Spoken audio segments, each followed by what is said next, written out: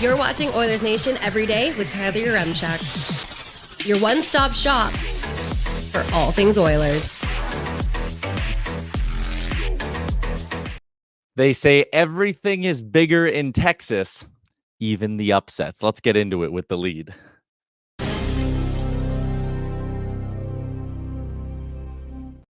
(24+7). We are 31 hours away from the start of the Western Conference Finals in Dallas, Texas. Welcome in to Oilers Nation Everyday, live from the Sports Closet studio. 3 locations in the Edmonton area. You can check them out online at thesportscloset.ca. Welcome into Oilers Nation Everyday, as always, streaming live on the Oilers Nation YouTube. A little at-home edition of the program for you on a Wednesday, because Liam and I are going to be on a flight later on this evening. We will be in Texas to cover games 1 and 2 of the Western Conference Final. And on that note, we bring in our boy Liam Horrobin, live from his own Sports Closet studio. Hello, Liam. Good morning, Tyler. Oh, afternoon. Sorry, I had to fix my camera. It was a little Okay. off. Probably could have extended that on my end. Yep. Yeah, probably. You excited to be on a flight to Texas in about 12 hours and 45 minutes? I'm excited. Yes, I am excited to go to Texas, Tyler. I've never been there. Nope. Hopefully I don't bump into my exes, because that's where they all live. So hopefully we can avoid that. But we taking a long way around to get to Texas. What's so funny? Yours don't live there? Is that a little George Strait reference? I don't know what it is. It's just where they all go. That's what I hand them. And I also only know that's a George Strait reference because Drake said it's a George Strait reference in a song. Anyways, let's keep moving along. Yeah, Aaron loves it. Drake shit. Okay. Hey, we're gonna be scratching another arena off our list, which is exciting. Yeah, what's it called? American Airlines Center. We're flying American on the way home. Yeah, that'll be good. I'm excited to see the Dirk Nowitzki statue and the Mike Modano statue, which was I believe controversial. For some people, didn't think Mike Modano deserved a statue. What I would say is Mike Modano is a legend to the Stars organization and deserves a statue. Am I wrong, Tyler? No, I don't think you're wrong at all. Did they win anything with him? No, that was the foot in the. No, that was they won with him, right? Yeah, I think they won. Yeah, they won the foot in the crease one. Yeah, so that means something. And I mean, not to get too deep into it, but Dustin Brown probably doesn't deserve to be in the Hall of Fame, but he probably deserves a statue for being the captain of the Kings when they won 2 Stanley Cups and being a big contributor. We'll get one for Nuge when he's done here, when has 3 Stanley Cups. So it'll be a joint 3-person statue of McDavid, Nuge, and Draisaitl with their Stanley Cup. Maybe we're getting a little ahead of ourselves. No. Here's what's coming up today on the show. We got a new edition of Liam's Game coming up in about 15 minutes time. That'll be fun. That'll be exciting. Brien Rea works on the TV broadcast down south for Bally Sports Southwest. Obviously, from the Dallas Stars perspective, he's going to swing by at 12:40 to give us the opposite viewpoint of this series. And I need to send a message to the YouTube chat. Don't be assholes to this guy. You guys were mean to J-Pat during the last round, and you guys were kind of mean to Quads, but I understand it's a funny bit to be a little mean to Quads sometimes. But you guys were really mean to J-Pat, and I don't want you guys to be mean to Brien Rea, because he's a nice man. I think a lot of you took what Jeff said the wrong way. Because what triggered everyone seemed to be when he said, if the league really wanted to send a message, they should have gave McDavid a fine too. He wasn't suggesting that McDavid deserved a fine. He was suggesting that what I just said, like, if the league really wanted to settle things down, find someone on the Oilers too. Could have been Hyman, could have been McDavid, didn't matter. So leave Brien alone today. I don't know him, but I'm sure he's a great man. He's a very nice man. Also, our second guest, you can be mean to him for a little bit. Yes. Because we're going to have Johnny Lazarus on after he proudly proclaimed Game 7 of the second round series against the Canucks to be a lose-lose for the Edmonton Oilers. He's going to come on. He's going to back up his take a little bit, and he's going to talk to us about the Eastern Conference Final. Yeah, he is boots on the ground. He was down there today for Paul Maurice's press conference. So I'm curious to see what old Paul Maurice had to say for himself. I'm to see what Johnny has to say for himself, quite frankly. That's what I'm excited to see what Johnny has to say for himself. We'll do that at 1:00. So there you go. That's our show today. A little bit of talk about not the Edmonton Oilers, I guess, with Brien and with Johnny. But until then, we will dig in to some Oilers storylines. And let's start, Liam, with, well, the Oilers were on the ice today, actually. They're getting ready for this Western Conference final. So let's dig into this thing. It's the lineup report, and it is brought to you by Wendy's. Wendy's only uses fresh, never frozen Canadian beef in all of their burgers. Whether you're getting a Dave's Single, a JBC, or a Baconator, their beef is fresh and it's loaded with fresh toppings. Download the Wendy's app today, check out the latest deals, and order a burger that's only job is being delicious. Liam, Oilers on the ice today ahead of game one, and Adam Henrique was skating. Henrique may have been a placeholder. Brar with the lines here. Top line stays the same, damn right. Second line doesn't stay the same. Evander Kane not on the ice. Maintenance day is the expectation for him. Draisaitl, Holloway, Kane will probably be the second line. I'm reading this as kind of Henrique's not ready to go. Now, Chris Knobloch did say Henrique will be available early in the series, but it's game 3 or sooner. So I'm assuming not tomorrow. Yeah, which is expected, I guess, is a good way to put it. I mean, he's coming back from a difficult injury to recover from in just such a short period of time. But it's promising that he's been skating the last little bit. He's obviously close enough that they can put a timeline on it. So back on, what would that be? Monday, Tuesday would be game 3? Something like that. Thursday, Saturday, Monday would be game 3. So good to see him back in the lineup, adding that little extra depth. And I know the center talk in this series has been something with the depth that the Dallas Stars have. I think the Oilers have that too, especially if Henry can come back. Beginning of a new series, is there any part of you that is surprised that Corey Perry isn't drawing back in? No, I think the team played so well the last 2 games without him. Like, he doesn't deserve to be back in, quite frankly, at the moment. And I mean, look how long it took Carrick to get back into the lineup, right? Like, I just don't see why Perry would.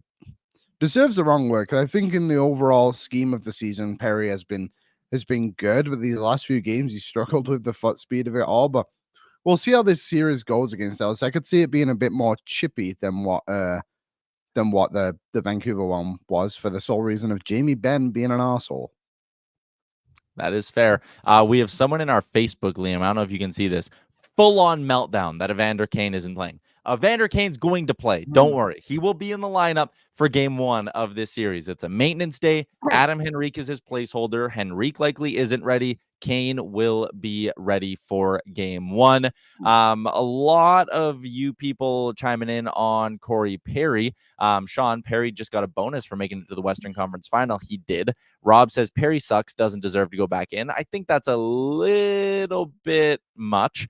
Sasky Oil fan, I liked Perry out. He can be a bachelor motivated in a positive way. Okay, interesting choice of words there. Mulick said former team bump, though. We'll see Corey Perry in this series. Like, there's no doubt about that. Yeah, we will see him at some point. It's obvious that Knobloch isn't afraid to kind of rotate his lineup when need be. And look, I don't expect Sam Carrick or Derek Ryan or Connor Brown to play every game in this series. They're just not those guys, especially Derek Ryan. Like, we've kind of seen it where he'll have these stretches of being really, really good, but he's also older now and he can't play every single night. And maybe that's when you get Perry in, and maybe that's what Perry's been dealing with too, of having those older legs. He turned 39 that last series.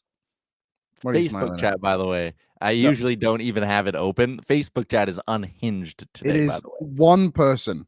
It is one person is incredibly unhinged. Anyways, we're going to stay right dialed in. Obviously, Stuart Skinner is going to be the guy in game 1 for the Edmonton Oilers. And I'm really intrigued to see what we get out of Stuart Skinner, even early on in this series, because, again, he was good, or he was passable in game 6 and 7. And against Vancouver and even against LA, all you needed was passable, right? Now, I think you need Stuart Skinner to step it up a little bit. Again, the pressure on Skinner for game 6 and 7 was just to not suck. It was like, hey, man, go in there and give us, what did we say? 880 or better, 870 or better. And he was 880 or better in both the games. They won both the games. That's great. I don't think they're going to be able to get through Dallas with 880. They need 9-10 or better to beat the Dallas Stars, because they're going to come in, they're going to attack way more than the Vancouver Canucks did. Vancouver barely got any quality scoring chances in that hockey game, or in those last 2 hockey games, you could say. That's not going to be the case with Dallas. Yeah, they'll definitely need more from Skinner. I think it's an interesting debate because I've had this one with myself on the show before. Like, I think save percentage is a very interesting number because you look at that game 7 and Skinner did enough to win them that game, right? Like, and like you said, like he was average, but like he did make some decent saves throughout. But the Oilers did a really good job of limiting them.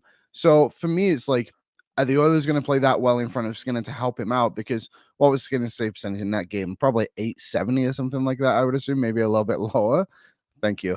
And then it's like, that's fine. What he did, there it is, 882. But he was good. Like the 2 goals that went in, like, what are you gonna do? You have a straight up 1-on-1 with Connor Garland, and the other one might have been tipped or just like was completely screened, either one, and it goes in. So it's like, unfortunately, what happened to him in that game, but you can't have what Skinner was in those previous 3 games to start the series. That's for sure. You need him way better than that. But I have full confidence that he can do that. He's proven all season that he's a legit goalie that can carry the load in the NHL. And you've mentioned it before too. This is the first time that he has been asked to play this many games. So I'm not worried about him. I think this little break, having Pickett in there, is good. And I think moving on to a different series is going to be good for Skinner as well. All right, so that does kind of tie into what I wanted to hit you with for the Sherwood Ford Giant question of the show, Liam. It's brought to you by our friends at Sherwood Ford, the Giant, and their Giant service department. We're not just talking number of bays or number of staff or quality of staff. We're talking about all the many features you get when you choose Sherwood Ford, the Giant, as your next dealership. The mobile service van, their valet service, it is all top notch. Liam, the Giant question today, also, by the way, we'll be live at Sherwood Ford on Monday for a game day back in Edmonton. Tomorrow, game day on the road in Dallas. Me, you, and Jay hitting out the big D. Your Giant question. 3 key storylines or factors for the Oilers in this series. I want you to go 1 through 3 with me, and I already got a couple ready right off the dome. Number 1, and a couple of you touched on it in the chat, Deutschland Dangler said McDavid was held pointless for 3 games last series.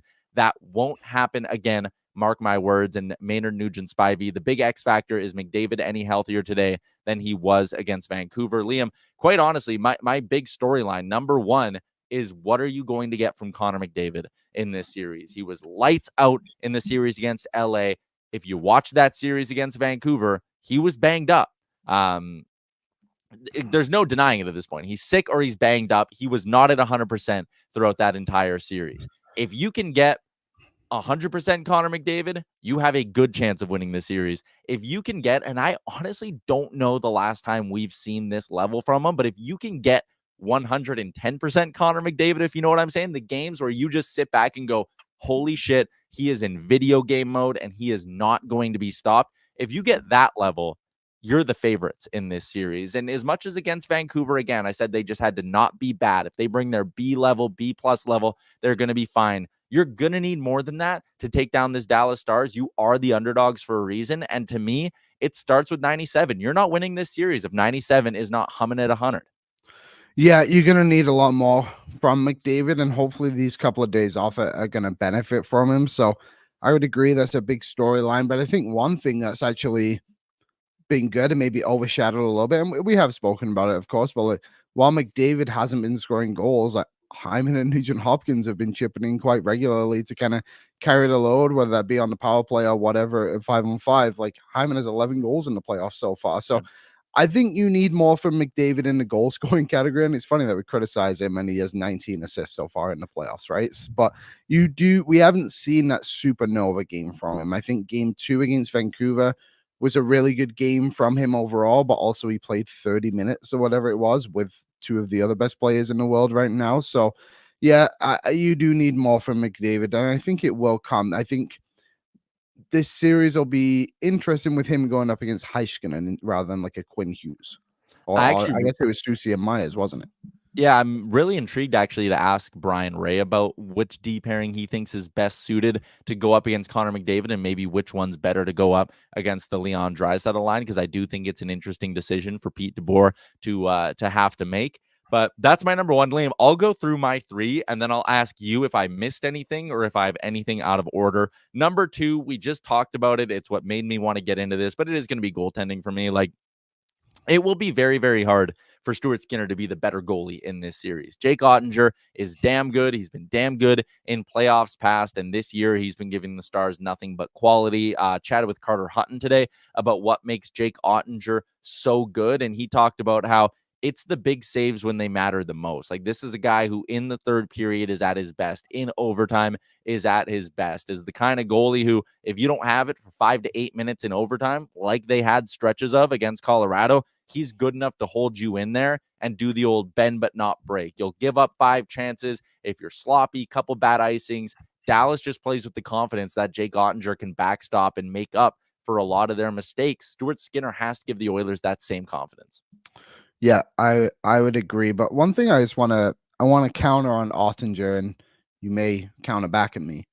The Oilers' offense is way better than what Colorado was able to provide, right? So the Oilers might be able to get higher chances against him, better opportunities, like come at more waves. Like Colorado were basically guys are falling apart after every single game, weren't they? Like you look at Sean Walker, a guy that they got at the deadline, didn't have a point in the playoffs. Granted, a defenseman, but he was supposed to be this offensive guy for them. Obviously, Nichushkin wasn't in the lineup. Drew missed some time. So I just think on that side of things, the Oilers are going to be able to expose isn't the right word, because I think it's hard to expose. Oettinger is an elite goalie, but they'll be able to score a few more goals in him than I think other teams have. The tea I was drinking went down the wrong pipe. Oh, you can tell I'm all teary-eyed now. Yeah, thank you for carrying on with that answer while I almost died. I didn't even notice. Pure there you go. professionalism on my end. All right.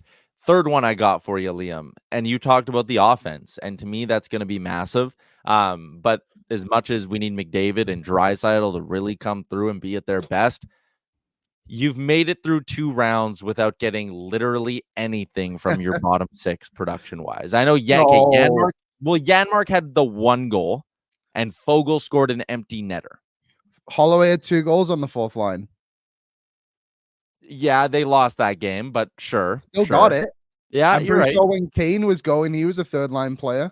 No, Kane spent the bulk of these playoffs now with Draisaitl. But or he was on the second line with Nuge. Go on. My point is, Liam, my third storyline key matchup that the Oilers need to do, they need something from the third and fourth lines with a bit more consistency, because Dallas is going to get it, man. That's the other big part of this. And AB, I think we got the lines right there. We can flash them up for Dallas, but like Marchment and Dadonov, those guys can score. Tyler Seguin is still a decent hockey player. The fourth line, Steele, Smith, Faxa, those guys can work and grind you down. That bottom 6 for Dallas is going to get the job done. Edmonton needs their bottom 6 to also get the job done. They will not win purely off the back of McDavid. They will not win purely off the back of goaltending. They need every area to be firing on all cylinders, and that bottom 6 is a big, big part of it. Like Ryan McLeod, Warren Fogle, it's time to wake up, boys. Like, time to get some scoring. You need a game where they come through with 2 goals, and maybe you win that game 4-3, and you're sitting there going, holy shit, thank God the third line finally came through and produced something. That is a massive part of this. Yeah, I wonder when Henry comes back if he can bring a little bit of something to that line and go from there and see if he can generate something, if they can get McLeod on the wings. So Fogel's the one for me that really, really needs to get going. Like McLeod, we've known his inconsistencies all season of just not shooting and all that stuff. But Fogle had 20 goals this year.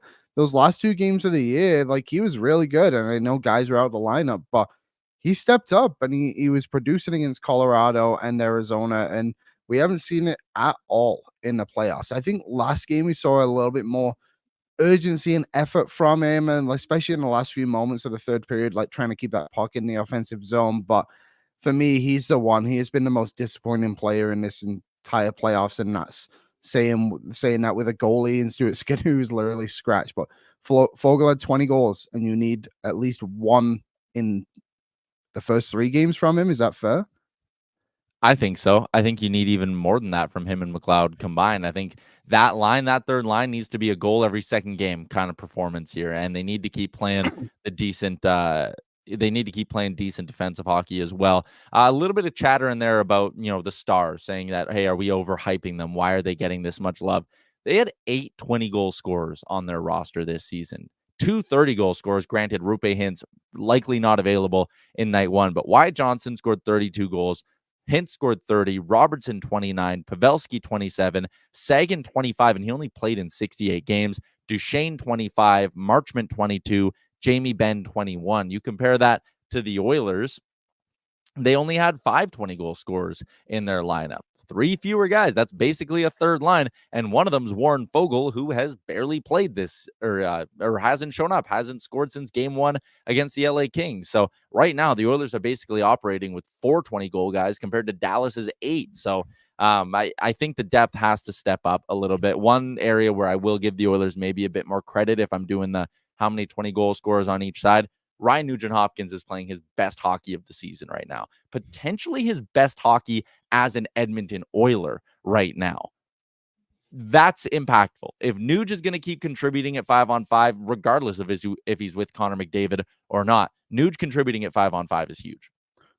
Oh, yeah, very big. You could argue last year, if they got some production from Nuge, they might have gone to, this might be their 3rd straight Western Conference Finals appearance, right? So it's been big for him to step up, and Hyman too, and Kane. And like you said, like the third line, yes, needs to step up, but you really need that consistent scoring from your top 6 as well. And I think Holloway is going to be a huge X factor in this series if he can keep his wheels going. He's just full of energy, relentless. He seems to have found that scoring touch. And our chat wants to keep talking about Wyatt Johnston. Well, I think Dylan Holloway is on his way to becoming someone like that, right? Like, granted, Johnson is an elite player and going to be a great player for a while, but we've seen really good spurts these last 3 games of what Holloway is capable of doing. So they're going to need that as well as the depth scoring from the bottom 6 in this next round.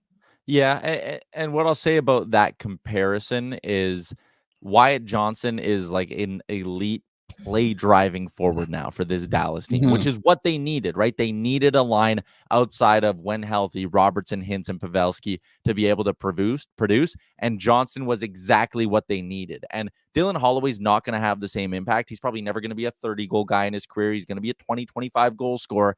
But in terms of giving the Oilers exactly what they needed, much in the way Johnson gave the Stars exactly what they needed, Edmonton needed a fast skating, physical, offensive piece to play in their top 6 with Leon Draisaitl, and they got that. So from that perspective, I kind of agree. Like, Johnson, again, gave Dallas exactly what they needed. Holloway has also given the Oilers exactly what they needed, which is another high-end offensive piece to put in to their top 6. One thing, actually, okay, one more, then I'll get to you, OJ.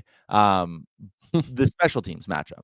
That is one, I didn't include it in my top 3 because it's just one of those things that's automatically baked in as a massive advantage for the Oilers. So far in these playoffs, Edmonton's power play is 91.4%, the only penalty kill in the NHL these playoffs amongst all 16 teams to be above 90%.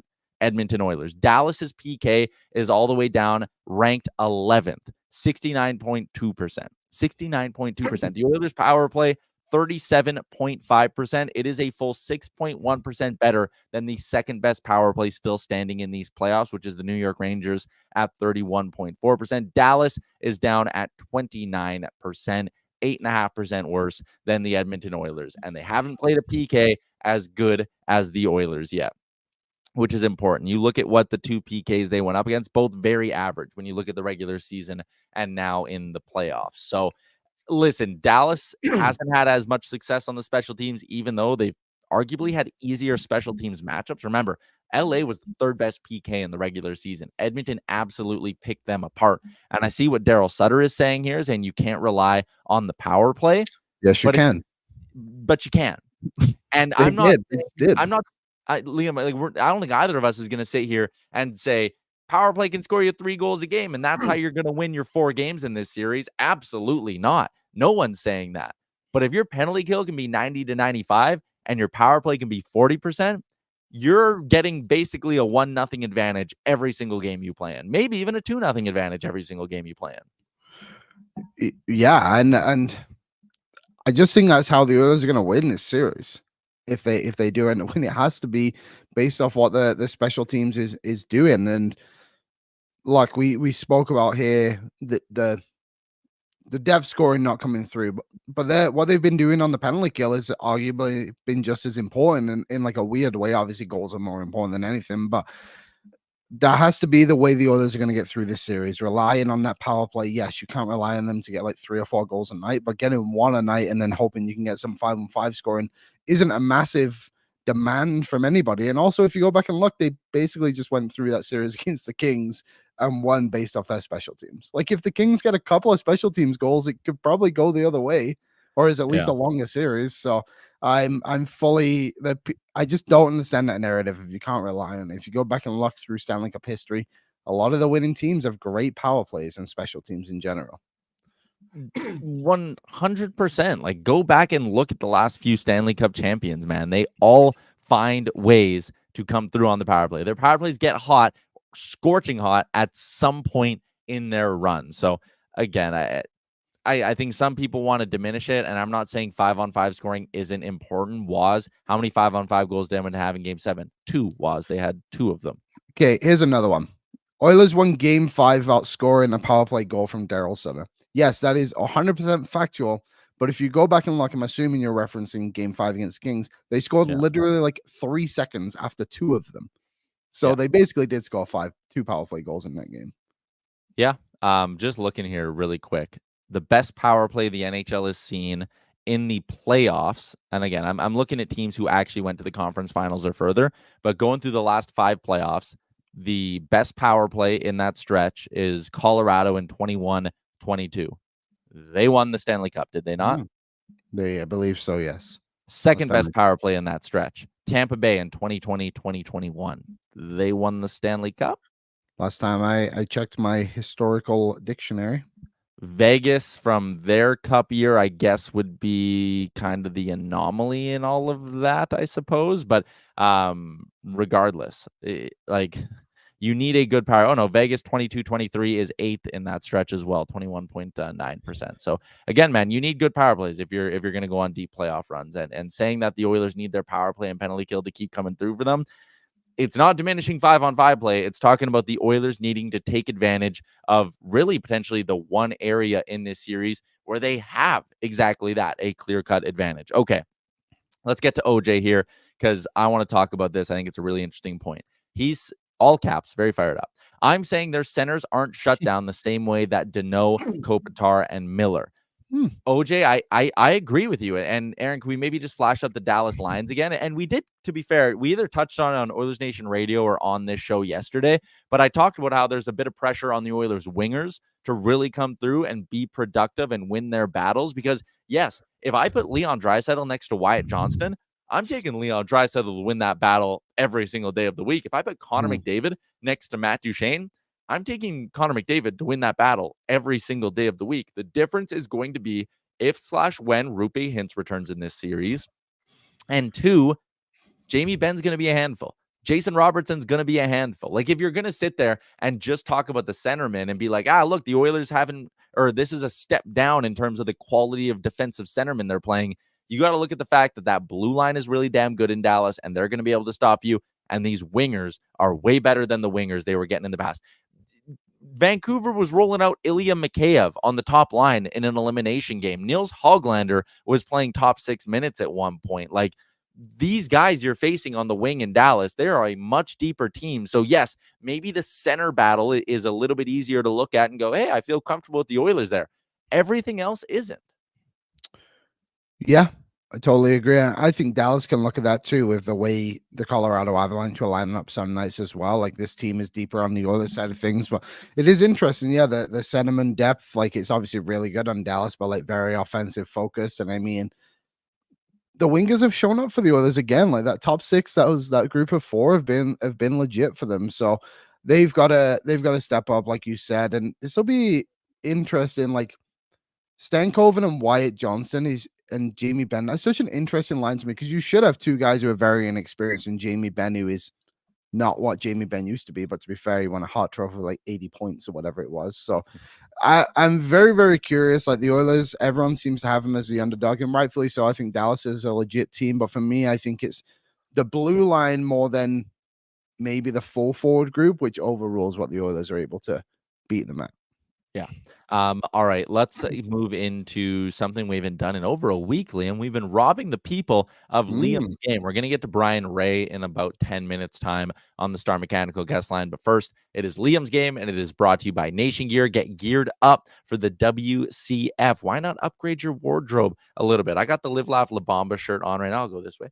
Show the people. Very sharp, very fresh. We also have our Oil Up collection. On top of that, you can simply head to nationgear.ca and place your order. And if you're lucky enough to be the winner of Liam's game, you'll be scoring yourself a $25 GC. So if you haven't played before, here is how it works. Liam has 2 mystery players. They have played with the Oilers from 2000 onwards. Okay, that is step 1. The first player is an easy one. It's someone most fans should kind of know. If you're the first person to get that name in the chat, you go into a draw for the gift cards. Yes. If the second player, more difficult. If you're one of the first 3 people to get that one right, you go into a draw for the gift card. So giddy up, Liam.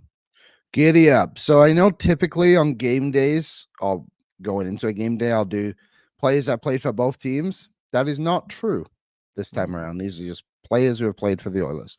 And maybe Dallas, but I will not reveal my secrets. Okay, we got the first one, Aaron. I am a defenseman from Edmonton. I wasn't drafted by the Oilers, but my first game was with them. My career started in 2016. I am still in the NHL. I have played for 3 NHL teams, playing almost 500 games. My brother was also drafted into the NHL. I wasn't drafted by the Oilers, but my first game with them, my NHL career started in 2016. I'm still in the NHL. Played for 3 teams, playing almost 500 games. The defenseman from Edmonton part is really interesting here. Started in 2016. All right, I think I got it, and I think someone in the chat got it as well. Ooh, I think a bunch of people hammered it earlier. Yeah, the first one I got though was Dan. Yes, not Bennin. Drafted by the Boston Bruins, signed in Edmonton. Yeah, never been college traded. UFA. Yep, from do you know the college, Tyler? No, Denver. Oh, No, his brother went to Denver. Mike went to Denver. Yeah. So, congratulations, Dan. You're in the draw for a gift card to Nation Gear. All right, Aaron, bring up number 2. I am a former first-round pick. I played from 2011 to 2023 in the NHL. I played for 7 different teams. 7 years were with one team. Played over 600 games. I played 1 year in Edmonton. Former first-round pick. 2011 to 23. So he is retired. Played for 7 different teams. 7 years were with one. The 1 year in Edmonton is throwing me off too. And now I keep thinking defenseman. I got to get my brain away from thinking defenseman. He is a forward. He is a forward. Yeah. Also, Tyler Mulick was saying he was first. He was not. I'm looking in the chat right now. That guy got it. Dan was in before. I'm sorry, Mulick. It is not James Neal. I think his career started before 2011, guys. Didn't he win a cup in 2009? Someone said Athanasiou, but again, this player's not in the NHL this year. Yeah, and he's a second-round pick. Are people starting to get it? No, not Kyle Turris. Oh, okay. Not Kyle Brodziak, Dan. Nice try, though, trying to get in there twice, I see. I see you. 2011 to 2023, former first-round pick, played for 7 teams. Perron played more than a year with the Oilers. It is not Derek Brassard, but there may be a connection between Derek Brassard and this gentleman somehow. That is not to do with the Oilers. And also, Derek Brassard's played for, I think, 14 teams. Cassian didn't play for 7 different teams, so it's not him. Not Tyler Ennis. Derek Roy hasn't been in the NHL for longer than that, and his career started before 2011. Strome, remember, like this guy's not in the NHL anymore. Okay, so that's where this is throwing me off. Here's another clue. He did play playoff games in Edmonton. Ooh. And he is a centerman. Playoff games in Edmonton, 1 year. I'm going to message you in the private chat. No, not David Desharnais, Tyler. Damn it. I don't think he played for 7 teams. Did he just play Montreal, New Yeah, York, you're right. Edmonton? Yeah, I think you're right. We got a couple in there though. Oh, are you writing them down? Yeah, let me just check. I think there might be room for one more. Yeah, one more You still. stumped me. Oh, we got it. Riley was it? Shahan. Oh, wow. Yeah, take Who that. were his was he a wing for that long? He was a wing for 7 years. Then he got traded to Pittsburgh with Derek Brassard in the Nick Bukestad trade. Okay. And he was traded to Florida in that trade. And so he played for Detroit, Pittsburgh, Florida, Edmonton, Buffalo, I think the Rangers, and he was one other team. So right now we have Callum McNabb, Everything Maine, and Luke Meyer, and also Dan going for the spin. Here we go. There you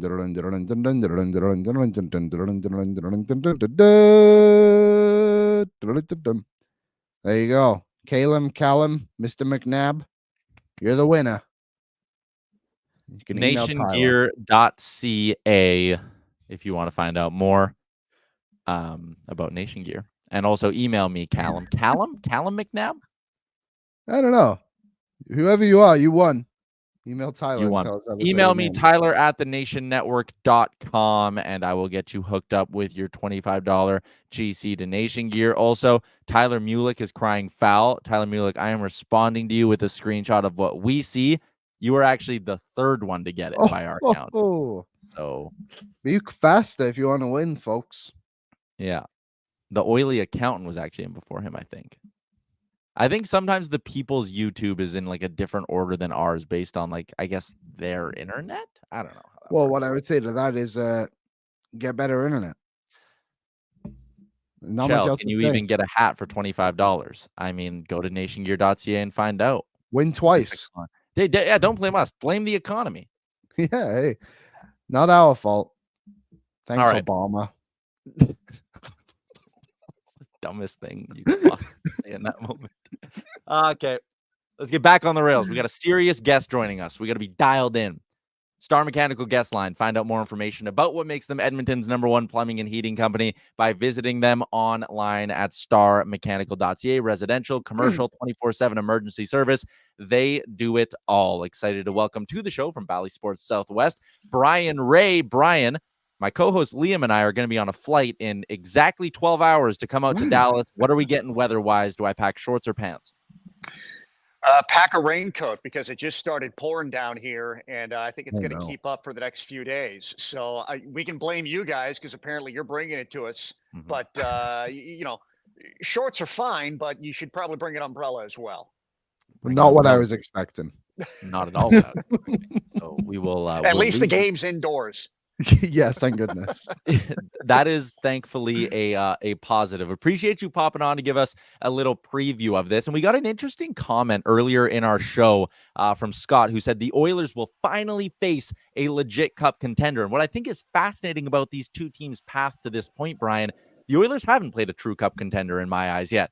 Dallas, I think, has played 2 in Vegas and Colorado. Is that a positive or a negative? Like, is it okay, Dallas is worn down, they've had 2 tougher tests, or is it like, no, they're more battle tested, ready to go for a big series?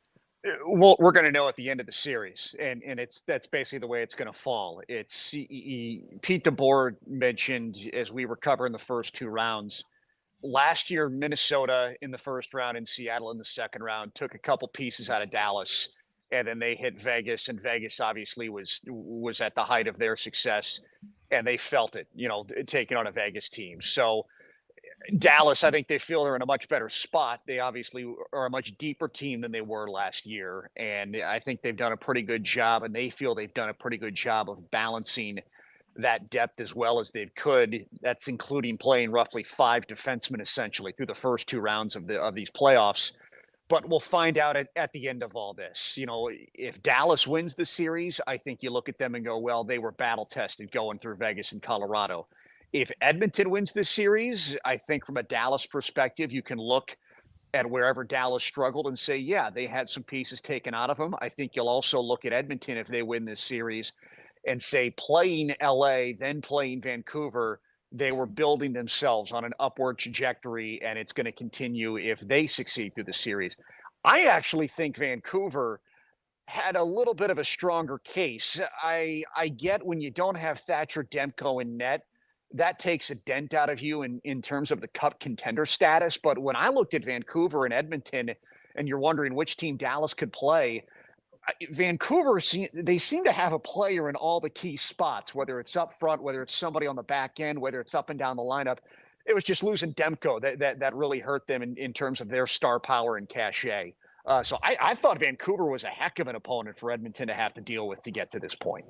I think one thing too, sorry, Tyler, just with Vancouver is they were relentless.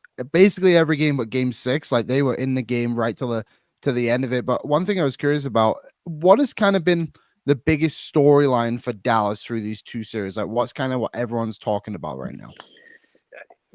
Well, for me, I'll take it that way.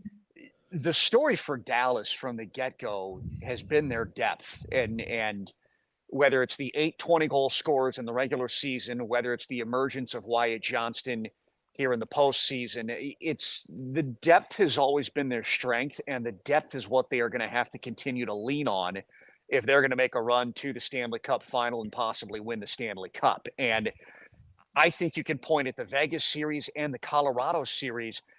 There's been different people each night. Wyatt Johnston picked up a ton of the spotlight in the first handful of games, and rightfully so. But Jason Robertson was also one of their better goal scorers in the first part of that Vegas series. Then it was, as it moved along into Vegas and into Colorado, Tyler Seguin then started to add a goal. Matt Duchene's the one who scores the series winner. All season long in the first 82 games, it felt like there was a different person each night that found a way to be the impactful player. And I think as the playoffs have moved along, we've seen different people step into the spotlight for Dallas when they've had that success. Sometimes it's been Jake Oettinger having great performances. And the exclamation point that I'll put on that one, which I think will be interesting to watch in this series, Jim Nill rebuilt the Dallas Stars' 4th line entering this regular season when he added Sam Steele and he added Craig Smith.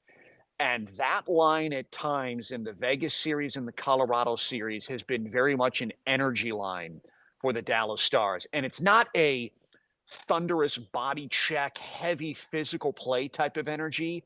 It's more of a high tempo, aggressive pressure type of energy. So they may not have a ton of goals to show for it, but that line at times they've popped off the ice or off the TV screen to where you go, man, I don't know what it is about this line, but they are clearly causing some problems. And they almost set the table momentum wise for whoever rolls out next to try and do something and provide some kind of punch. I'm going to ask you a very rare 3-part question, but it's all about Roope Hintz. Roope Hintz, what's his status for game 1? Do we have an update? How big of a loss is this for Dallas, and who's been stepping up with him gone?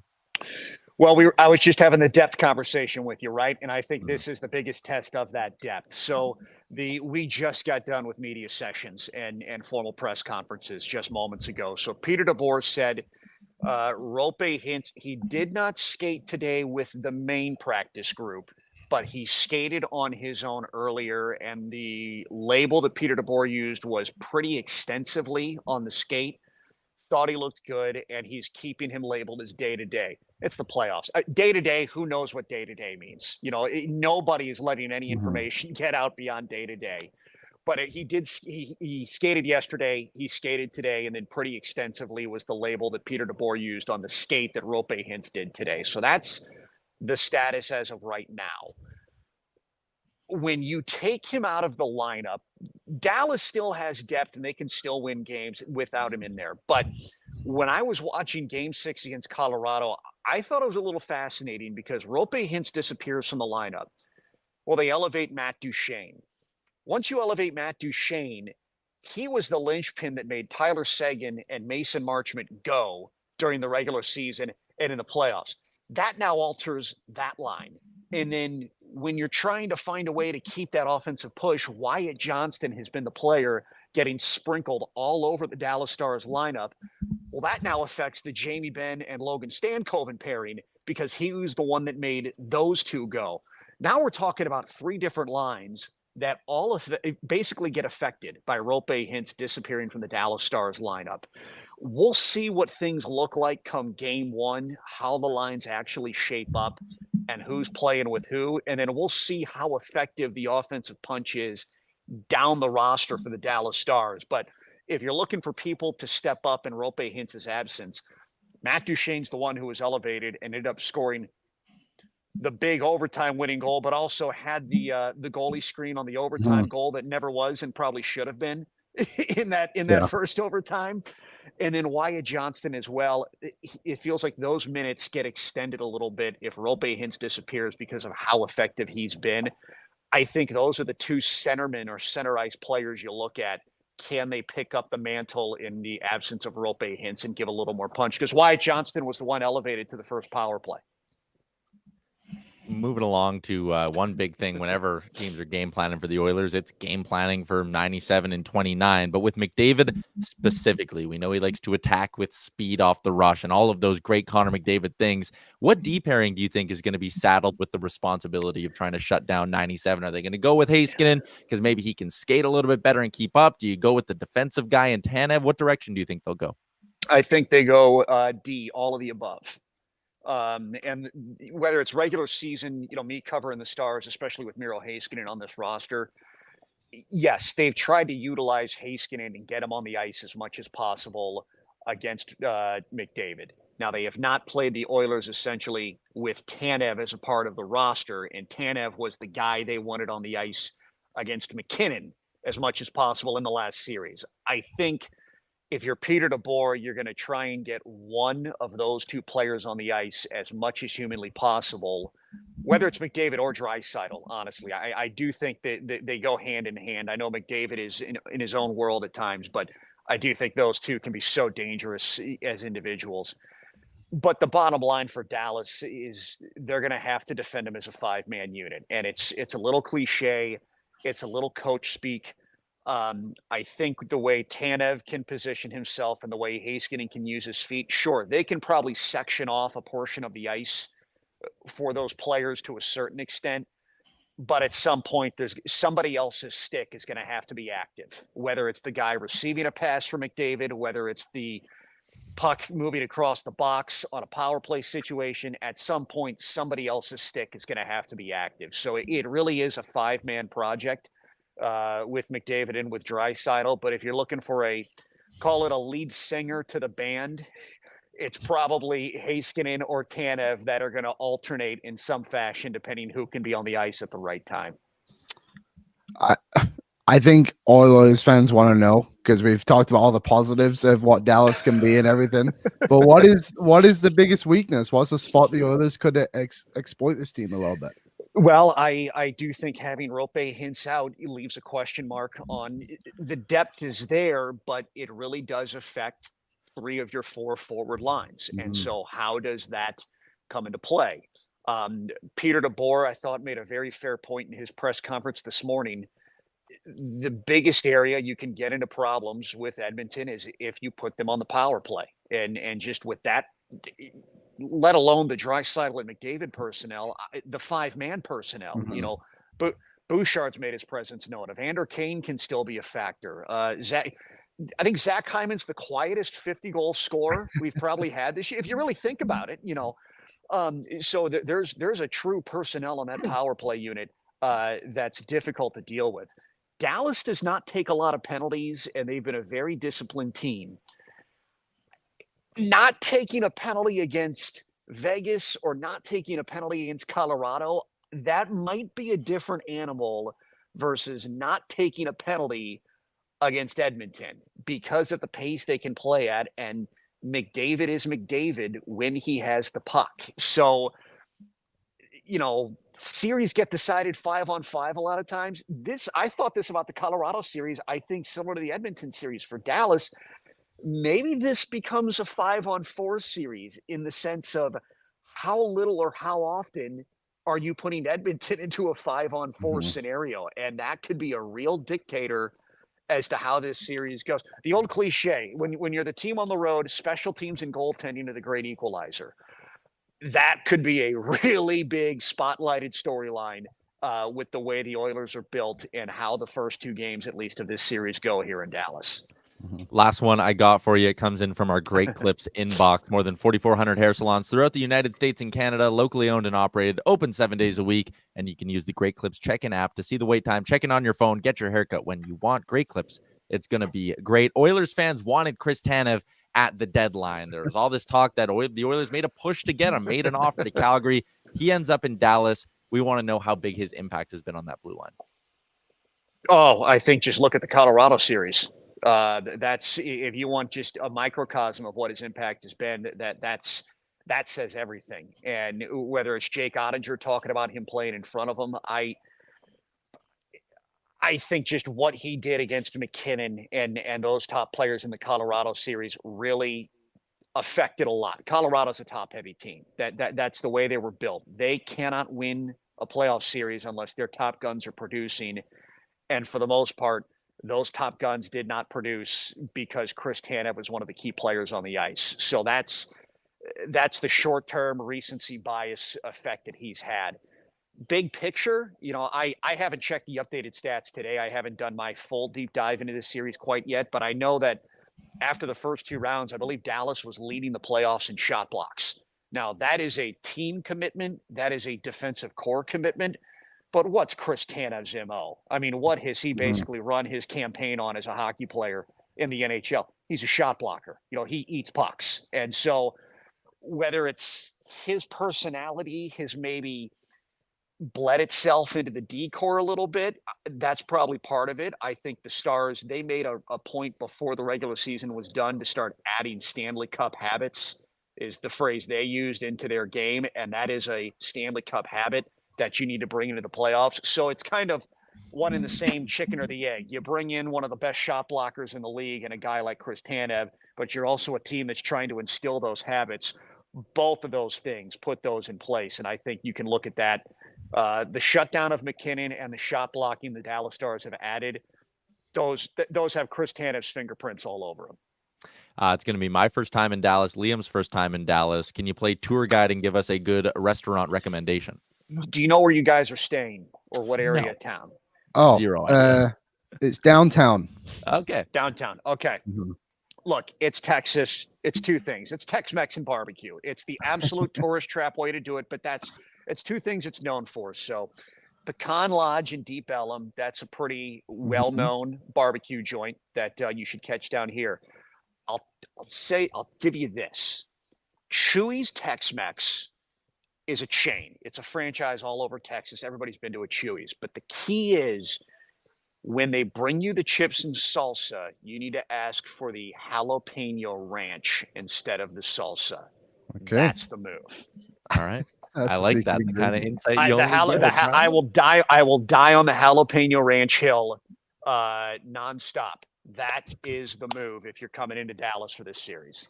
I love it. Look forward to seeing you in Dallas. Looking forward to this series and appreciate you giving us some time. Absolutely. Enjoy it, guys. Good to talk to you. Yeah. See you later. There you go. Brien Rea on the Star Mechanical Guest Line, Edmonton's #1 plumbing and heating company. That was great. Also, we throw him the Great Clips question. He has unbelievable hair, so that was fitting, and he gave us good insight. That was good. I'm very curious about this Chewy's place now. I've not heard of it before because I don't live in Texas, but I think we'll be going, Tyler. We got to get out of this rain, apparently. Thank God I got my Better Collective rain jacket the other day. Hell yeah. 1 second. I'm just going to get our boy Johnny Lazarus set up here. We're going to talk a little bit about the Eastern Conference Final a bit. Anything he said about this Star Series surprise you? Well, I think, we obviously focus on the Oilers tremendously every day of our lives, but it is intriguing to hear what difficulties Dallas could face without Roope Hintz, because obviously you look on paper and that team is still fantastic with those 12 forwards. I think the Oilers would take most of those 12 forwards any day of the week, but the missing part of Roope Hintz and how it has affected the lineup so much, with Johnston not being able to be moved around and Duchesne going away from Sagan and Mason Marchment is something now I think is something the Oilers could exploit a little bit. And that's what I'll be looking for, I guess you could say. I'm very excited for this first 2 games because I quite frankly don't know what to think. I do believe the Oilers will get out of this series. I think it'll take them a full effort to get out of it, but Well, last time they went into the Western Finals, they just wiped the floor with Calgary, didn't they? There wasn't much controversy in that series, minus the first game.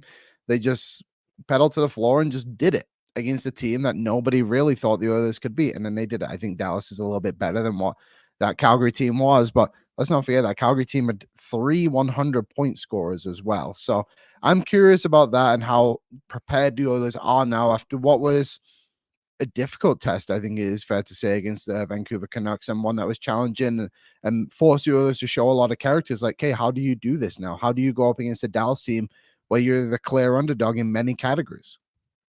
Yeah, I do think like that series against Vancouver was obviously sneaky difficult. I had them winning it much earlier than they did. The Oilers faced a lot of adversity in that series with the goalie change, with your back against the wall, going on the road for a game 7.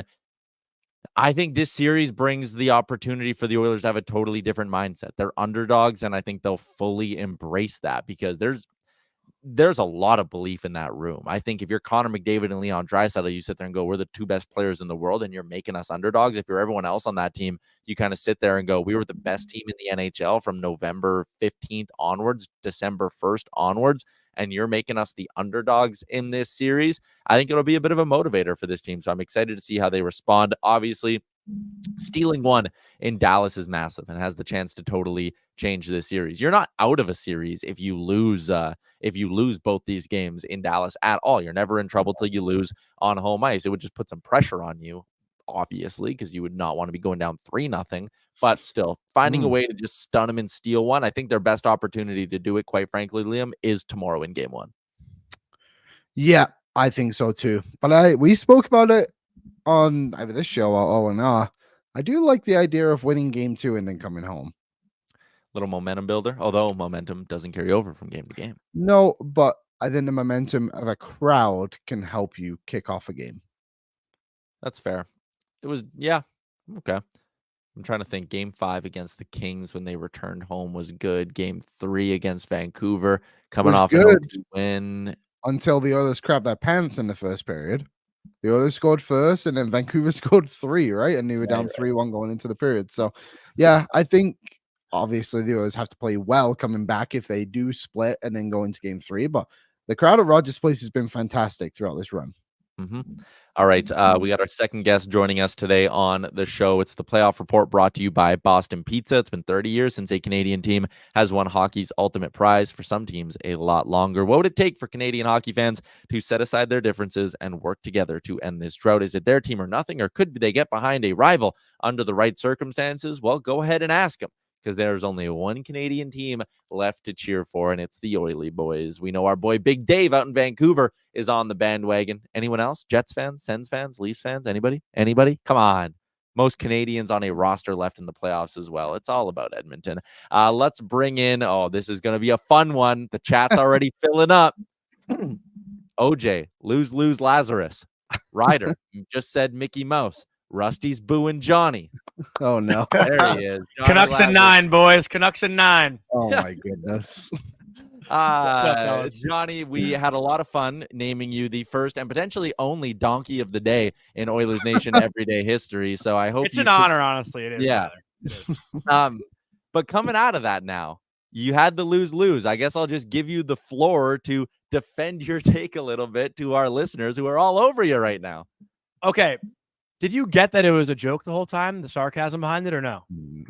Because Vic did me dirty on the clip, but I went on to say after 2 years ago when the Rangers had gotten to the conference final, they played 2 backup goalies, one for Pittsburgh, one for Carolina. They knocked Crosby out in game 5 and 6 with a big Trouba hit. And everyone said, had Crosby not been hurt, had the Rangers played a real goalie, they wouldn't have gone to the conference final. It was a fluky run. That's what they called it.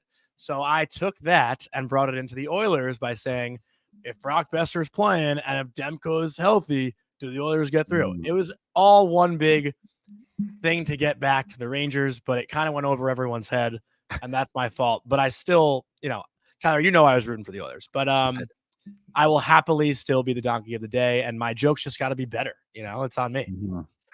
Your Rangers get going in the Eastern Conference final tonight. I was talking with Colby today on DFO I just hung Live. up on him. I think he's pissing me. Well, that happens with them.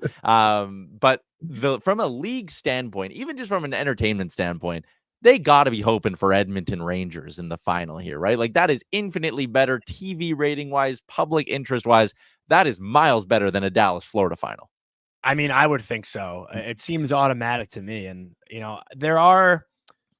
I feel like there are some storylines that go into it, maybe some history. You look at Messier and Gretzky, obviously, those are some that stick out. ESPN has the rights for the final in the United States, so Messier would be in the studio for that series, which would be really cool. But obviously, it's the best player in the world going up against what is arguably the biggest market right now that's remaining of the four. And I'm not trying to knock Edmonton, Dallas, or Florida, but let's face it, New York City and the New York Rangers are a huge market in sports, not only hockey, but in almost everything. So I think from a ratings perspective, yeah, everyone would be rooting for Edmonton versus New York. But I think Dallas, Florida would be a great on-ice product as well, right? Like that'd be a fun series. So I don't want to knock on those two teams, but yeah, I'd have to imagine anyone who doesn't have a rooting interest in the four would be leaning towards Rangers Edmonton. And I actually did have Rangers Edmonton in my bracket. So did I. Tyler Mulick said best player in one of the most iconic buildings. Exactly. And yeah, 100%. But we don't want to get too far ahead of ourselves. Your Rangers kick off game one against the Panthers tonight. How are you feeling heading into this one? What are some of the areas where you think the Rangers have the edge? What are some areas that maybe scare you? I feel really good, to be honest. I think when you look at both sides, just like the last round, the Rangers power play is probably the thing that separates them, right? You look at the numbers right there on the screen, beautifully done by the production team. The Rangers 31.4%, Florida at 22% right now in the power play. At 5-on-5, I think both teams are somewhat similar. They both have top end talent. Florida guys like Matthew Tkachuk, Sam Reinhart, Alexander Barkov, obviously, who's one of the best players remaining in the playoffs. And on the Rangers side, you got Trocheck, Zibanejad, Kreider, Panarin, obviously. So, there's some really talented players in this series. I didn't even mention Carter Verhage, who's become one of the most clutch guys in all the playoffs. And Montour on the back end, Fox on the back end. There's so many different characters, I feel like, in this series too. But the one area that concerns me the most is Florida on their forecheck. You saw the Rangers struggle a bit to go back for pucks and break it out cleanly. Florida, while they do forecheck almost as aggressively as Carolina, they're definitely way more heavy. You feel the presence of Tkachuk and Bennett and Lomberg and Cousins, like when those guys are coming at you when you are a defenseman going to get the puck back. So you got to hope the Rangers are a little bit clean when they go to break the puck out.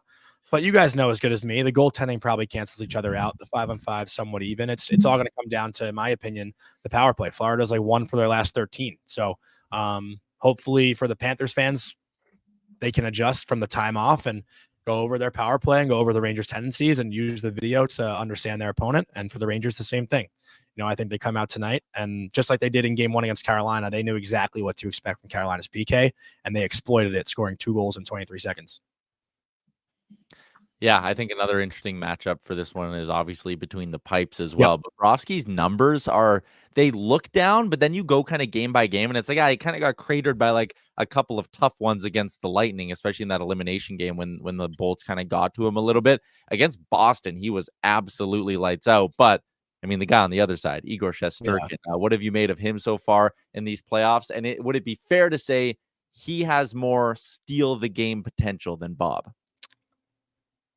Even though I want to be biased, I feel like Bob has it too. We've seen it, right? But Tyler, it's a good point you make, though, because the save percentage numbers, I think they're a little bit skewed just because Shesterkin was probably facing twice as many shots in the last round than Bob was, right? Like Igor, was seeing 40 pucks a night against Carolina for the most part. Bob probably seeing 20 against Boston. So the save percentage number to me is always like a little bit skewed just because of that reason. Like the teams in front of them, you can't really tell, I guess, how much they're seeing. But also to Igor's credit, like, I don't know if you guys pay attention to it, but that goal save above expected number, Igor is, light years ahead of Bob right now. Igor's at a plus 8.8, Bob's at a plus 2.6. So, that means, to Tyler's point, that Igor does have that stealing a game ability when you're saving, north of 8 goals that should have gone in. But yeah, I think this goaltending battle is going to be incredible. And it won't surprise me if Bob steals one, but I think people would be less surprised if Igor does, to the point you made, Tyler.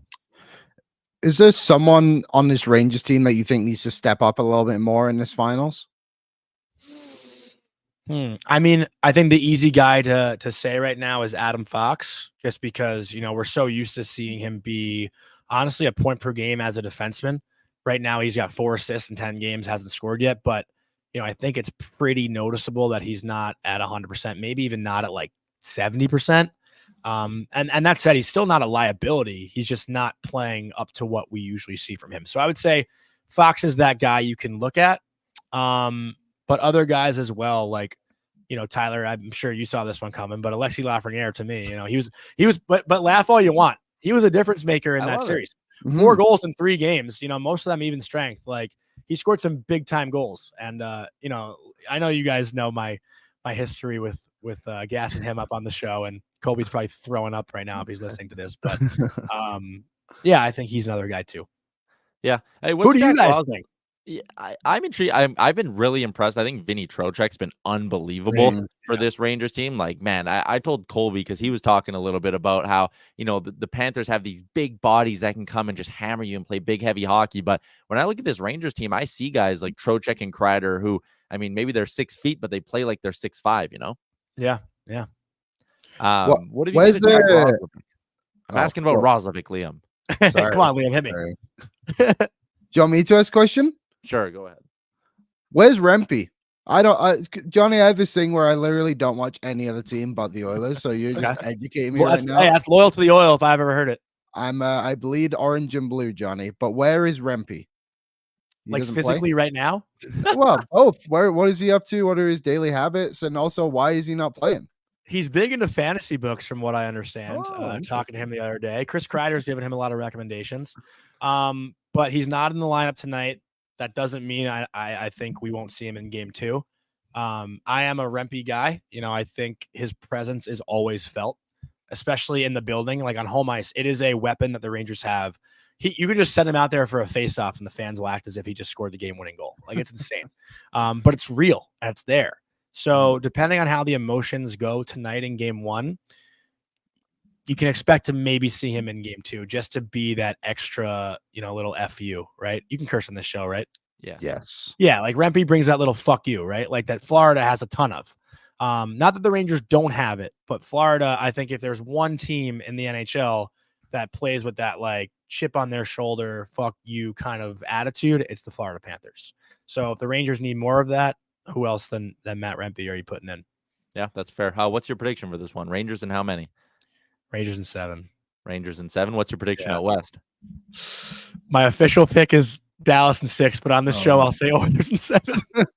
You're a smart man, Johnny. I mean, guys, like, let's be real though. How can you bet against Dallas right now? Like, I'm rooting for Edmonton, don't get me wrong, but I just don't see how you can count them out.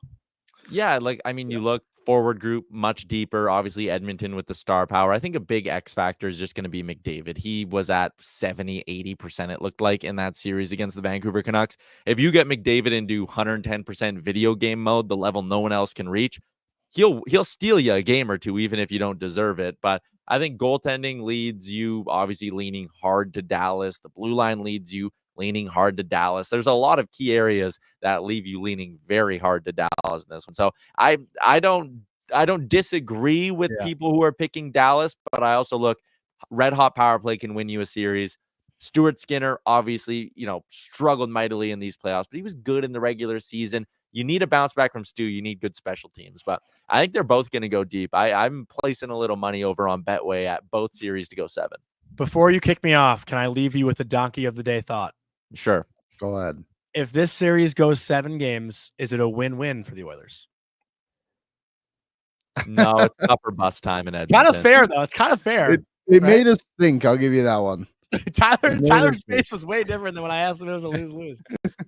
Fair enough. Enjoy game 1, Johnny. Thanks for doing this. Thank you, guys. Rooting for you tomorrow night. See you later. There you go. Johnny Lazarus, Morning Cup of Hockey, Daily Faceoff. He's all over the place. Find him on Twitter, Jay Lazzy. All right, Liam, let's wrap up the show with a little bit of talk for our friends at Betway, where you can get a free bet up to $200 if your first bet loses. Simply place a bet with no minimum amount required, and if it loses, you will get a bonus up to $200. You can then use that money to bet on your favorite sports. This offer only available outside of Ontario. How do you create a new account? Simply scan the QR code that is on your screen right now and get in on the action. Tonight, it's pretty much close. It's pretty much a pick 'em between these two sides, Liam. So who do you like to win game 1? I'll go with the Rangers. I think just being the home team is going to help them. Yeah, I think the Rangers too. MSG should be rocking. I love watching big playoff games, big games at MSG. Like that building when it gets going is so damn cool. So yeah, I'm in on the Rangers tonight. I think I'll take them, and I think I might take that with the Chris Kreider anytime tonight. I think Betway's got it at plus 350. So there you go. That is my pick for this evening. We're backing our boy Johnny Lazarus and his New York Rangers. Why not? Yes, although he won't back us, we will back him. All right, Liam, we're going to wrap up today's edition of the show a little bit early. You and I are going to be doing the program tomorrow from Dallas, Texas. Just a heads up, little programming note. We might have to start the show 30 minutes late. It all depends on our travel because we don't get to Dallas until like 11 a.m. Central, which means we got to get from the airport, get our bags, get all the gear, go set up. And we only have, there'd be 1 o'clock Central. So the timeline might be tight, but you will get Oilers Nation Everyday tomorrow, a Sherwood Ford Giant Game Day edition of the show. You will get pre-gaming tomorrow, an hour leading up to puck drop as well. It is everything that you usually get on a game day around Oilers Nation. Liam, good stuff. See you at the airport later. See you there. All right. Big shout out to everyone over in the YouTube chat. We will be back with you again tomorrow, hopefully at noon Mountain. See you then. Thank you for watching Oilers Nation Every Day. Hit the subscribe button to never miss a show. And for more, visit OilersNation.com.